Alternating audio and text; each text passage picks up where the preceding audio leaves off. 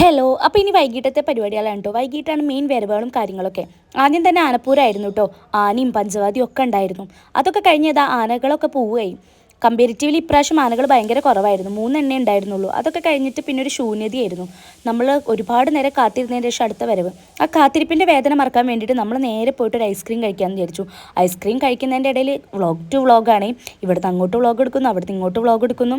അതിൻ്റെ ഇടയിൽ ആദ്യമായിട്ട് നമ്മുടെ നക്ഷമോൻ ആ കോണിൻ്റെ ഉള്ളിൽ ഒരാൾ ഐസ്ക്രീം വെച്ച് കൊടുത്തു. ഈ ചേട്ടനായിട്ട് ഐസ്ക്രീം വെച്ച് കൊടുത്ത് അവൻ കഴിക്കട്ടെ എന്ന് പറഞ്ഞു. അപ്പോൾ കുറച്ചല്ലേ എന്ന് വിചാരിച്ച് ഞാനും ഓക്കെ പറഞ്ഞു. അതൊക്കെ കഴിഞ്ഞിട്ട് ഇതാ നമ്മുടെ തറ വന്നു. ഈ തിറയും തിറയുടെ കൊട്ടും എന്ന് എനിക്ക് ഭയങ്കര ഇഷ്ടമാണെന്ന് ഞാൻ പറഞ്ഞു. അതൊക്കെ കണ്ടു നിന്ന് കഴിഞ്ഞപ്പോഴത്തേനും നമ്മുടെ കലാസിയുടെ പരിപാടി വന്നു. ഇതാണ് കേട്ടോ നമ്മുടെ പിള്ളേരെ പരിപാടി എന്തായാലും കളറായിട്ടുണ്ടായിരുന്നേ. അതിൻ്റെ ഇടയിൽ പോപ്പറിൻ്റെ വണ്ടിക്ക് നോക്കിയപ്പോൾ നമ്മുടെ കുഞ്ഞും അതിലാണ് കയറിയിരിക്കും. ഇവനെന്താ ഇതിലെന്ന് ഞാൻ വിചാരിച്ച് നോക്കുമ്പോഴത്തേനും നമ്മുടെ പരിപാടി തുടങ്ങി കേട്ടോ. പരിപാടി കണ്ടു നിൽക്കാൻ നല്ല രസമുണ്ടായിരുന്നു. നമ്മുടെ തമ്പോലാണെങ്കിലും ആ തമ്പോലത്തിൽ കൊണ്ടുള്ള നമ്മുടെ ആ ഒരു ബുദ്ധിമുട്ടോ കാര്യങ്ങളോ ഒന്നും ഉണ്ടായിരുന്നില്ല. നല്ല രസമുണ്ടായിരുന്നു ഇവരെ പരിപാടി കണ്ടു നിൽക്കാൻ. ഇവരെ പോപ്പർ പൊട്ടിക്കുന്നതും ഒക്കെ നല്ല രസമുണ്ടായിരുന്നു. പിള്ളേരെല്ലാവരും അത്യാവശ്യം നല്ല കളറായിട്ട് തന്നെ പരിപാടി ഓടുന്നിട്ടുണ്ട്. അത് കഴിഞ്ഞപ്പോൾ നമ്മുടെ ഡി കമ്പനിയുടെ പരിപാടിയാണ്. ഡി കമ്പനി നമ്മുടെ നാട്ടിലുള്ള പിള്ളേരെ ടീം തന്നെയാണ്. ഇതാ കണ്ടില്ല, ഇവരുടെ പരിപാടിയിൽ മെയിൻ ഹൈലൈറ്റ് ഇവരായിരുന്നു കേട്ടോ. നമ്മൾ കണ്ട പേടിച്ചു പോവും സത്യത്തിൽ. ഇതാ കണ്ടില്ല ഓരോരുത്തരുടെ നോട്ടം. അതിനിടെ മക്കളെ പേടിപ്പിക്കാനൊക്കെ ഓടുന്നുണ്ട്. മക്കളുണ്ടോ പേടിക്കുന്നത്. അത് കഴിഞ്ഞ് ഇവരൊരു പരിപാടി വെച്ചു. ഇത് തീയും കാര്യങ്ങളൊക്കെ വെച്ചിട്ട് അതും കണ്ടു നിൽക്കാൻ എന്തായാലും ഉഷാറായിരുന്നു. കുറച്ച് ലാഗ് അടിച്ചെങ്കിലും പിന്നെ വന്ന പരിപാടികളൊക്കെ ഒന്നിനൊന്ന് മെച്ചമായിരുന്നു. നമ്മുടെ കലാസിൻ്റെ ആണെങ്കിലും ഡി കമ്പനിയുടെ ആണെങ്കിലും ഒക്കെ അടിപൊളിയായിരുന്നു കേട്ടോ. ഈ തീയും കാര്യങ്ങളൊക്കെ വെച്ചുള്ള ഫുൾ ഫയർ വർക്കായിരുന്നു ഇവരുടെ മെയിൻ. അതൊക്കെ കഴിഞ്ഞപ്പോഴത്തേനും ബാൻഡ് സെറ്റ് വന്നു. പിന്നെയും തമ്പോലും എന്തോ ഒരു പൂച്ച കാര്യങ്ങൾ അങ്ങനത്തെ ഐറ്റംസൊക്കെ വന്നു കേട്ടോ. ഇതിൻ്റെ ഇടയിൽ നമ്മൾ സ്ഥലം ഒന്ന് മാറ്റി പിടിച്ചു. നമ്മൾ അതിൻ്റെ അടുത്തുള്ളൊരു ബിൽഡിങ്ങിൻ്റെ മേലെ കയറിയിരുന്നു കേട്ടോ. അതാ ഞാനാണായിരുന്നു കാണുന്നത്.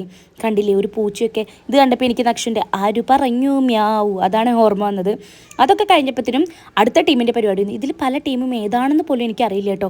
ഏതൊക്കെയോ ടീമിൻ്റെ പരിപാടികളുണ്ടായിരുന്നു. പിന്നെ പൂരായ ഒരു പൂരത്തല് നിർബന്ധമാണല്ലോ. അതാണ് കേട്ടോ അവിടെ നടക്കുന്നത്. അതൊക്കെ കഴിഞ്ഞ് നമ്മൾ നേരെ തറവാട്ടിൽ പോയി. തറവാട്ടിലാണെങ്കിൽ ഫുഡ് കണ്ടില്ലല്ലോ. മേമ നല്ല അടിപൊളി മന്തിയൊക്കെ റെഡിയാക്കി വെച്ചിട്ടുണ്ട്. സത്യം പറയല്ലോ സൂപ്പറായിരുന്നു കേട്ടോ. മേമ ആദ്യമായിട്ടുണ്ടാക്കിയ മന്തിയാന്നേ പറയില്ല. എല്ലാവർക്കും അടിപൊളി അഭിപ്രായമായിരുന്നേ. മന്തി കണ്ടപ്പോൾ ഒരാൾ മൈൻഡ് ചെയ്യാതിരുന്ന് കഴിക്കുന്ന കഴിപ്പ് കണ്ടില്ലേ. മന്തി കഴിക്കാതെ അതിൻ്റെ സ്മെല്ല് എടുത്തുകൊണ്ട് റിവ്യൂ പറയുന്ന ആളാണ് കേട്ടോ ഈ ഇരിക്കുന്നത്. ഭയങ്കര ഫുഡ് റിവ്യൂവറാണ്. അത് കഴിഞ്ഞപ്പോൾ ഒരാൾ അടിപൊളി എന്നൊക്കെ പറഞ്ഞ് ഡാൻസ് കളിക്കുന്നത്. അത് കഴിഞ്ഞ് എൻ്റെ കൂടെ എത്തി കേട്ടോ. ഞാൻ അതിലൊരു ചിക്കൻ പീസും ഹോം മെയ്ഡ് മയോണൈസും ഒക്കെ കൂട്ടിയിട്ട് ഒരു പിടിയാണ്ട് ഉരുട്ടി വായിലേക്ക് വെച്ചു.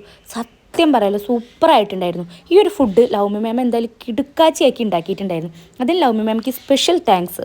അതൊക്കെ കഴിഞ്ഞ് നമ്മൾ പൂരപ്പറമ്പ് ഒന്നും കൂടി എക്സ്പ്ലോർ ചെയ്യാൻ വേണ്ടിയിട്ട് ഇറങ്ങി കേട്ടോ. അതൊക്കെ കണ്ടില്ലേ അതിൻ്റെ ഷോ ഓഫാണ് ഇതൊക്കെ.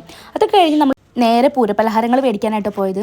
പൂരത്തിന് ഇത് മേടിക്കണം, അത് നിർബന്ധമാണ്. അത് മേടിച്ചതൊക്കെ കഴിക്കുന്ന കഴിപ്പുണ്ടില്ല. അങ്ങനെ ഇക്കൊല്ലത്തെ പൂരം കഴിഞ്ഞു കേട്ടോ. ഇനി അടുത്ത കൊല്ലത്തെ പൂരമായിട്ട് കാണാം. Okay, bye.